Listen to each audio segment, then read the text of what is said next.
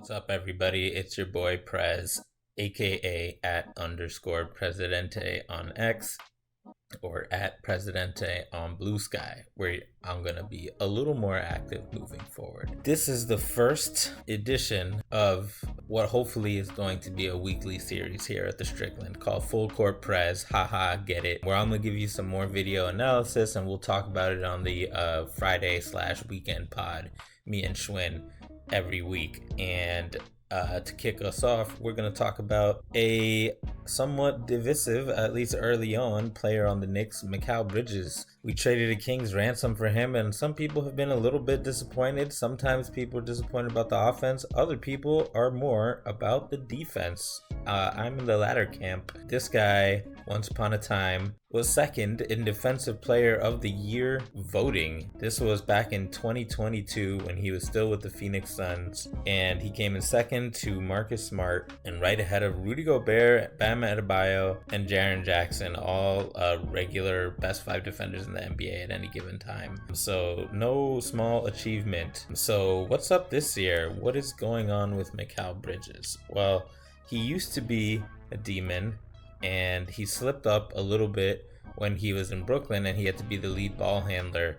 But first, let's get a quick refresher on what he was like back in the day. Here's a tweet from @TheMattPeterson showing some isolation magic versus Kyrie Irving back in the day. Here's another one versus James Harden. He should be a first all defense team lock, says the tweet. He's cooking in these clips. But now let's go to some current plays with him on the Knicks. All right, we're gonna look at a couple of pick and roll defense clips from the last couple games versus Trae Young and Tyrese Halliburton. Let's look at this one for starters. You see a screen coming from Miles, and it's just a foot race, and he can't get up to alter the shot. You got Trae bringing it up. I don't know what that effort was from Mikal. There's a light ghost screen from Capella, and you get another foot race. And he kind of just gives up. Cat that also gives up. They get bailed out because it doesn't go in, but something you'll notice in this video is there's a lot of instances where both Mikal and Cat are not exactly anyone's definition of textbook defense. Okay, next play. Here we got top of the key. A tough screen from Okongwu. He actually gets around it pretty well, and he sort of stays with them, and there's a little bit of a swipe there, but he doesn't really do anything. And again, Trae misses the layup, so it doesn't matter, but wasn't really any resistance there from Mikal Bridges. Here's one versus the Cavs that stood out to me. Screen coming left from Dean Wade. Screen coming right. Wop. Darius was just so comfortable. Here's a different play, a little bit better outcome. I mean, a little bit better defense, but not much physicality. And you get a lot of that this year. Donnie's pretty comfortable getting into that. Of course, he's a great player. Anyway, that's what he's like right now. But let's go backwards a little bit to see what he was like in Phoenix in more depth. Here's a video from Half Court Hoops on Twitter. We won't rewind it a bunch, but we can go through some of this. Just watch this. He stays attached. His hand stays on him. Hand stays on him. Hand stays on him. Just pay attention to how many times he touches the defender with his hands or bumps him with his body. That's a difference between here and in New York. And he also doesn't jump a screen, and you'll see what I mean by that in a bit. Hand on Clarkson, gets around, and already ready to contest the 3. Bump. He could defend post-ups a little bit. Hand on him. Also pay attention to how often Mikal doesn't get stuck behind a player on the Phoenix clips. He's behind, he's beside, now he's in front. The goal when you're chasing around is to get on the side or in front. Switch off ball. Stays with him. Mikal's great in isolation in Phoenix. He wasn't perfect back in his time in Phoenix. I want to go back to show one last thing during his time in Phoenix, because one of the themes of this video that you'll see is that he struggled with screens. He has struggled with screens in New York. Okay, time to talk about some funny habits that I've noticed on the Knicks. One is how he kind of stops to prepare for screens. Here, I'm gonna run that back. Pay close attention to his feet. You see he does it, he operates using a lot of these little jumps. And as soon as he jumps, because he thinks he's going left, instead of a slide, he jumps. And when you land on 2 feet instead of 1, it's harder to pivot. TJ, consciously or not, sees that and blasts straight into the paint. Ends up being a decent recovery by Mikal, but just remember that jump. Here you see him, instead of playing him straight up, he's icing him towards the sideline. But you usually see that sort of ice angling towards the sideline a lot closer to the sideline. So I don't even know if he's actually icing the defender.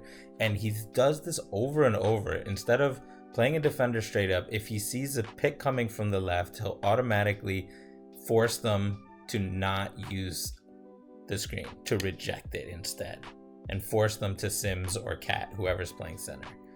It's a way to sort of make the play more predictable, but it concedes penetration, and I don't like it. Look at that. Now you have a running start, or you give a ball handler a running start right into the 3. And it's a little harder to contest from behind without fouling. You see the screen coming on the right. Here you go again, that little jump. Rather than playing him straight up, now he's basically saying you have to go to the left, to the sideline.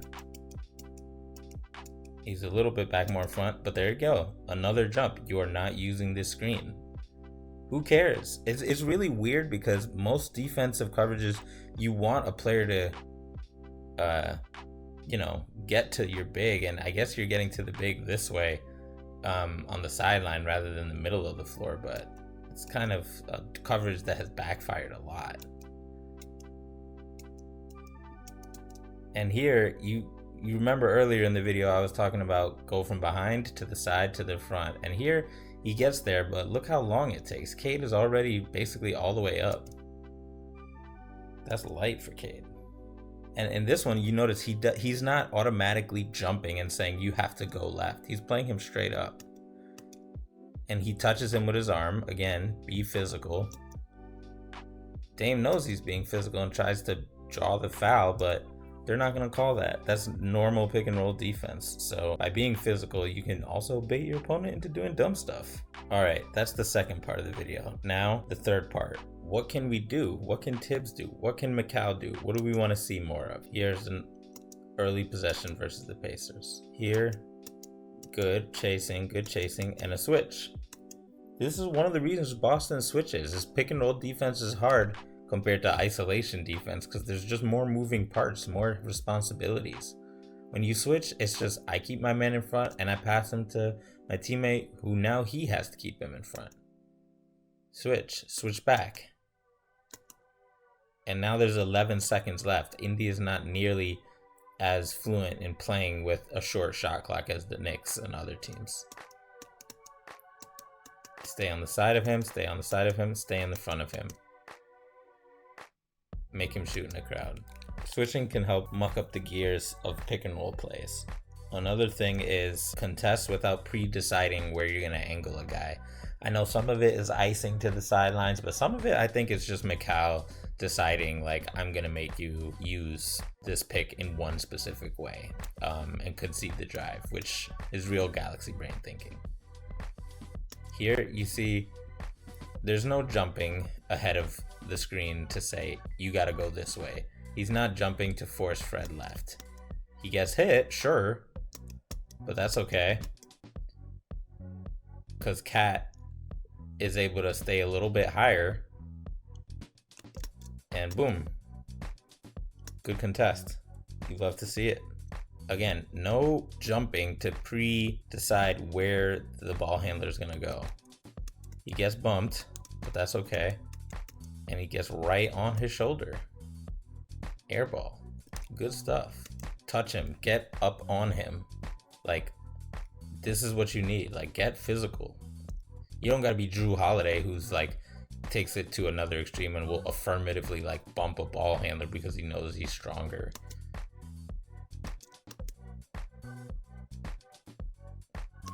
He gets back. Fake screen. Touching him. Crossed. Stays with him. That's what you need.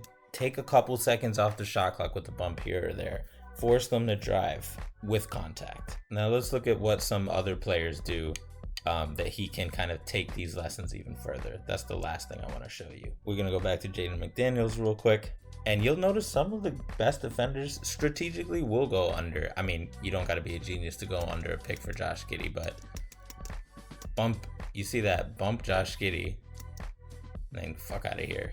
That's how you do it. This time versus Brandon Miller. Bump on the screen, cross back, hands, switching, pushing. You saw that he pushed Miles. Bump on LaMelo. And that gives the centers, the front court, enough time to form a wall. It's a tough shot by LaMelo, but it's solid defense. I actually wanted to feature him more in this video, but it's already long, too long. I wanted to feature Dyson Daniels, who's been an awesome defender this year, just to show how you can be physical versus our own Knicks. He gave him hell. Jalen definitely got him a couple times this game, but he gave him hell. Arm on. You see his arm was on Jalen as he crossed half court. Hip touches him. Bump. It's tough against a player like Brunson who will, engage you on his terms, but Dyson did a great job of being physical. So that's kind of what we need Mikal to do is you'll see nobody will confuse that play from Dyson as like some level of Drew Holiday physicality, but just enough subtle touches to let the defender know or let the ball handler know I'm on you, and I'm here, I'm in your zone, I'm in your periphery. That's what we need from Mikal. And I think a lot of this will be ironed out in time. So some things to keep an eye on as y'all watch Mikal in the coming weeks.